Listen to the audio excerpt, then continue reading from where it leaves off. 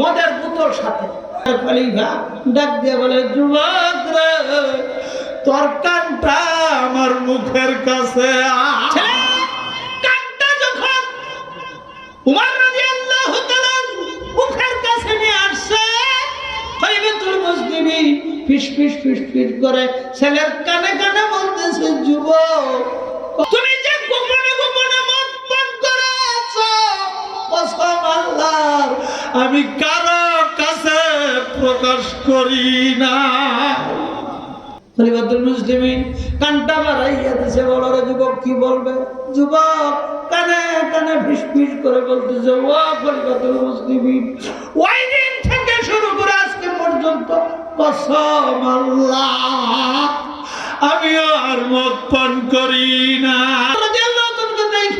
রাস্তার সাইডে বসে গেছে, বোতল, মদের বোতল সাথে, মদের বোতল সাথে।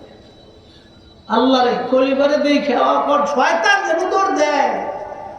কেডা দৌড় দেয়? শয়তান যেখানে দৌড় দেয়, যুবক রাস্তার সাইডে মদের বোতলটা গোপন করে বসে গেছে। খলিফাতুল মুসলিমিন ডাক দিয়ে বলে, যুবক, হাতে ঢাকি কয়টা? দুধের বোতল। কিসের বোতল? ভাই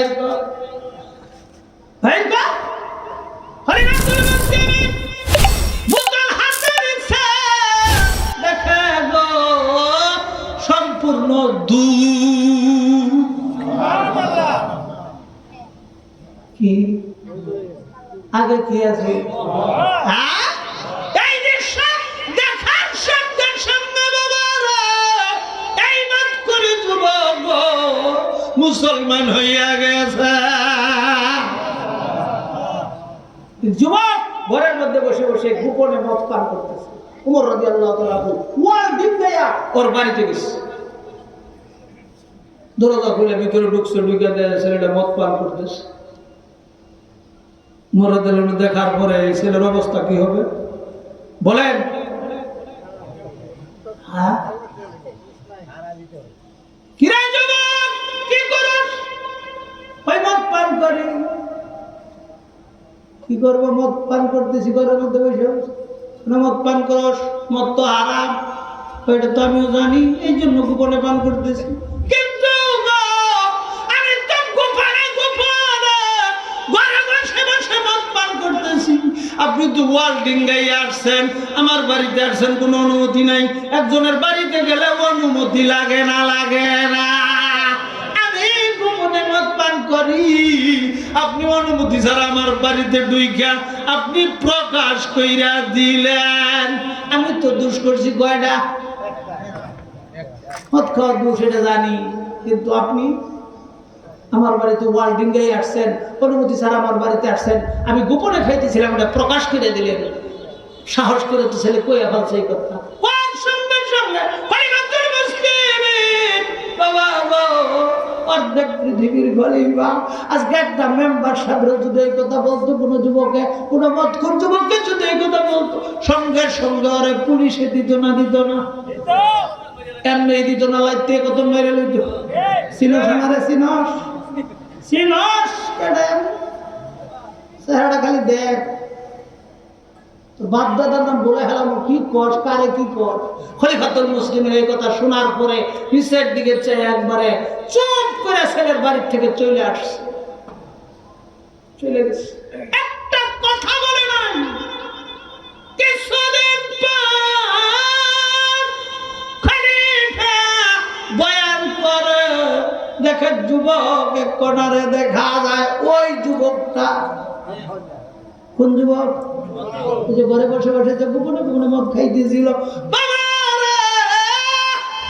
খলিফাতুল মুসলিমিন এই যুবককে দেখার পর ডাক দিয়েছে, এদিকে আসো, ওই ছেলে এদিকে আসো।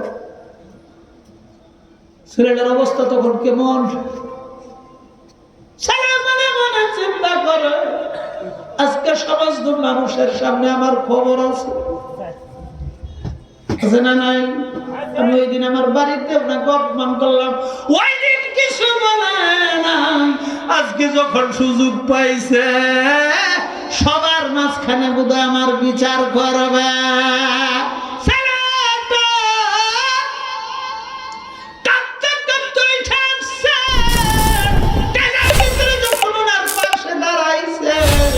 খলিফাতুল মুসলিমিন অর্ধেক দুনিয়ার খলিফা ডাক দিয়ে বলে, যুবক রে, তোর কানটা আমার মুখের কাছে ছেলে। কানটা যখন উমর রাদিয়াল্লাহু তাআলা মুখের কাছে নিয়ে আসছে, খলিফাতুল মুসলিমিন ফিস ফিস ফিস ফিস করে ছেলের কানে কানে বলতেছে, যুবক, কসম আল্লাহর,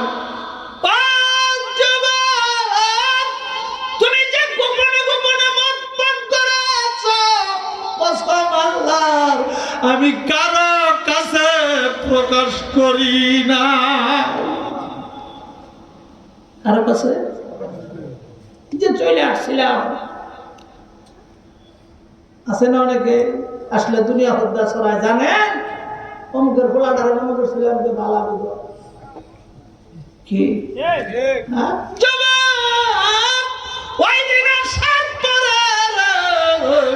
আমি কারো কাছে কথাটা প্রকাশ করি না। যুবক ডাক দিয়ে বলে, ও খলিফাতুল মুসলিমিন, আপনার কানটা আমার মুখের কাছে দেন, আমি আপনাকে কিছু বলবো। খলিফাতুল মুসলিমিন কানটা বাড়াইয়া দিছে, বলো রে যুবক, কি বলবে? যুবক কানে কানে ফিস ফিস করে বলতেছে, ও খলিফাতুল মুসলিমিন, ওই দিন থেকে শুরু করে আজকে পর্যন্ত কসম আল্লাহ, আমি আর মদ পান করি না।